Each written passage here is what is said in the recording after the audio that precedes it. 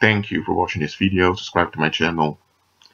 In this remind video, I want to remind you about something I've said before.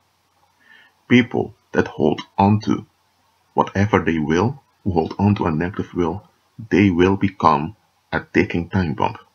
You can't hold on to contention for such a long time and not explode. You can't. Either you explode internally and X out externally, or you attract so much negative energy from others that all that contention together explodes and you're the one getting hurt, and those around you. Anyway, when you hold on to the negative, you will become a ticking time bomb. Now, not everyone knows they are holding on to the negative. Some people don't know any better, but such people, once they face the fact, they will seek for help. But there are those type of people. You can call them narcissists if you want. I don't care about the label. Or you can call them narcissistic psychopaths or delusional psychopaths. I don't care which label you use. You have those type of people that just refuse to let go. They persist, contrary to reality. Let me repeat that. They persist, contrary to reality, to hold on to that will of theirs, even if it's proven that that will doesn't add up.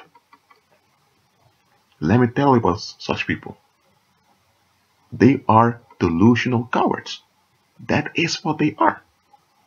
Now, they may not have reached the state of being a raging wolf yet. They may not have reached the state in which they rage out of control, but that will come. They are delusional cowards. Just think about it. They have a will. That will doesn't add up. Instead of facing that the will doesn't add up, they become upset. Now, who's the one carrying that heaviness of being upset? They are. But what do? They just look for someone to associate their holding onto. They're holding on. And they want to associate that with someone else. And now they believe in the guilt of someone else, even though it's them holding on. Now, I'm sorry, but this is delusional. And not only this, they persist in this myth that the other is responsible for them holding on. And now they want other people to agree with them. They will play the victim. And here's the thing. If they find people that agree with them, they now will demand tribute from those people. Now they will demand that those other people will keep feeding their sense of being victimized, even though they're not a victim at all. And if those other people finally realize what they're dealing with and decide they want to leave, they'll turn on those people. I mean, just think about it. They are delusional, narcissistic, and psychopathic. They are delusional cowards. I'd rather have them just be a coward. But no, they are delusional cowards. And let me tell you, as someone that follows Christ, you will encounter many of those delusional cowards. I have to mention it because it will happen. Some will come from your own household. You know what the problem is with many believers today? They've heard too much BS from churches. They've heard too much BS from fake revival movements, fake pastors, fake prophets, fake apostles. And because they've been fed so many lies, they have difficulty accepting the truth. I'm talking about believers now. Believers today, I'm not talking about all believers. I'm talking in general, because most believers have been deceived.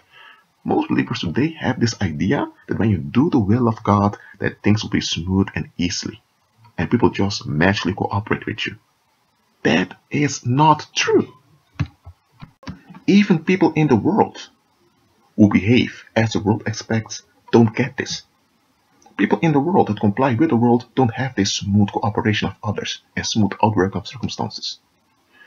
Those that have this smooth outwork of circumstances are those that are involved in the paranormal, that use demonic forces to force people to comply with their will. Such are the people that get a smooth outworking. Now, I'm not saying that as a believer, when you operate in the supernatural, you can't get things smoothly. You can. And it happens. Just realize you're operating in the supernatural, so the paranormal will retaliate against your outworking. And besides this, just like people of the world get hatred, envy, and resistance, you will get it also. And you will even get it harder than those of the world because you're operating in the real power. And the real power goes far further than the paranormal. People can circumvent or even escape the paranormal, but they can never escape nor circumvent the supernatural. So if you have someone that operates under paranormal charm, people that can't stand the guy or that woman, they can still have their pride of having a will against that individual. When they're in their homes, they can still murmur about this individual, or they can still talk bad about the individual and make others turn on him or her. The bad energy will not affect the individual that much, but they can still will whatever they will. But when you are in agreement with Christ and you operate in the supernatural, wherever they are dealt with.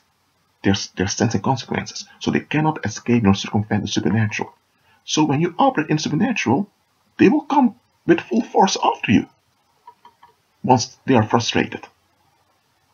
So throw this garbage away that when things go wrong is because you are in sin. That's not true. That's not true. Forget that whole idea of being sin-centered. You should be Christ-centered. Because you've been born again. You're a saint now. You're not a sinner anymore. You just have to unlearn worldly thinking patterns so that you will operate in the supernatural. That's it. Let me remind you, there will be delusional cowards.